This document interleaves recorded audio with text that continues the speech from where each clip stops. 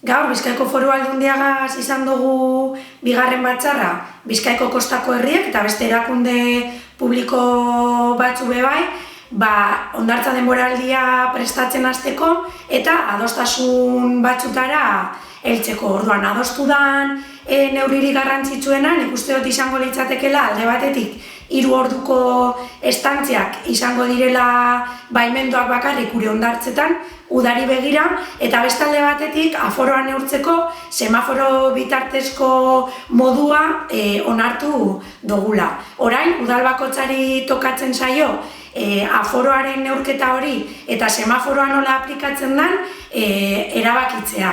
Orduan, Bakioko kasuan, gure asmoa eragile desberdinekaz eta beste alderdi politikoakaz mahai bat osatzea da, eta hor, erabakiak hartzea izango da. Argi dekoguna da, semaforo honetan, uda honetan egin behar dugun lana dela, semaforoaren kolore gorri hori ekiditea eta aurretik emonaldiran egoera desberdinak aurre ikusi eta protokolo desberdinak diseinatzea.